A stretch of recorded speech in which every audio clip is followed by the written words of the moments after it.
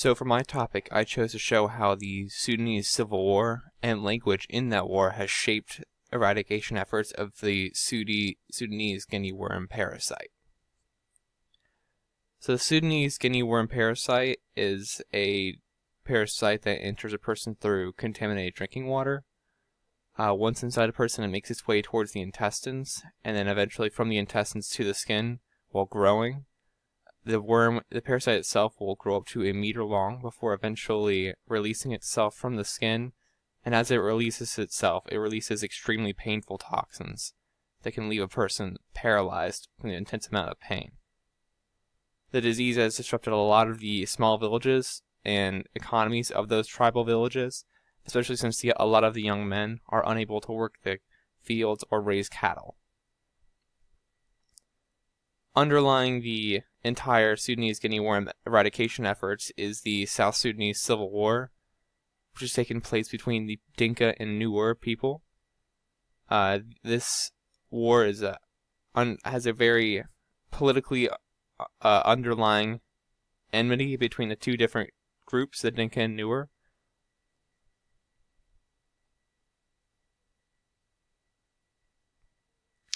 So the Carter Center has long since been trying to eradicate the guinea worm, especially led by ex-President Jimmy Carter.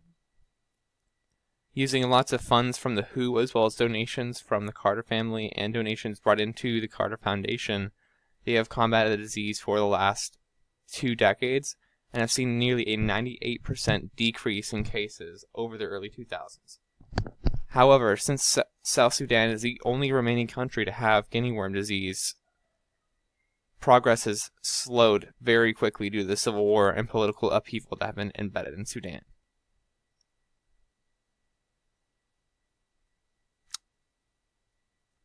This war has serious racial and political is based around serious racial and political tensions, especially between the Dinka and Nuer people following the independence of South Sudan, the world's newest country. Following the independence vote in 2011, the president of the South Sudanese government dismissed, who is a Dinka, the largest ethnic group in South Sudan, dismissed his ex-president, who is a representative of the Nuer people, the second largest group. For many centuries, there's been fighting between the Dinka and Nuer. Even though the Nuer are technically a Dinka people, they speak a different language, as well as have several different customs. And both the President Salva Kiir and Nuer ex-president Makar have been vying for power and using these ethnic lines to discriminate against and garner favor amongst their own people, in the hopes of gaining more power and in turn gaining more access to oil, the South Sudan's main exportation. Before Sudan even split, it was mainly divided between North and South, with the North primarily being Arab Muslims and the South being African Christians. In 2011, South Sudan voted to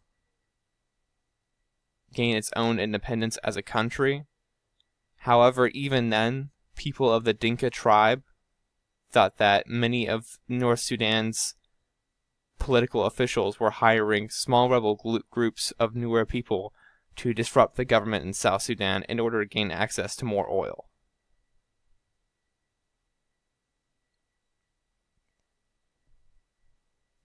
As the war continued, the South Sudanese guinea worm eradication efforts ground to nearly a halt.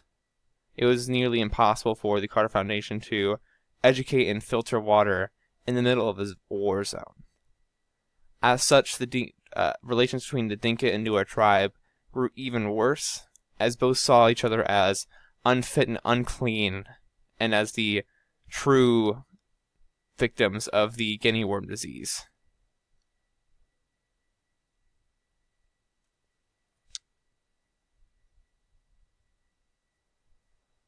Right now, the conflict between the groups is probably the main thing holding back complete eradication of the parasite. Both the groups use race relations to justify their actions in grabbing more political power and access to oil. And then they justify these by using the underlying race relations to motivate their people, as well as to divide them. In order, once the people are divided, it makes them a lot easier to conquer and keeps the political map shifting.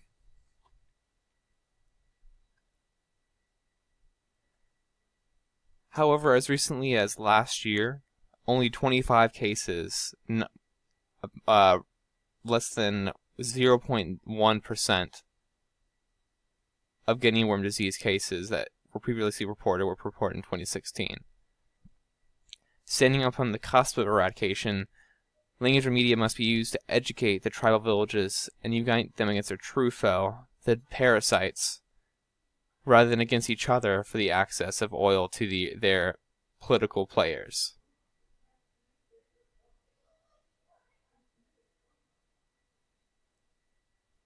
In the future, the eradication effort will still rely on the goodwill of volunteers to provide free labor and educate the people of South Sudan, as well as funds donated through the Carter Foundation.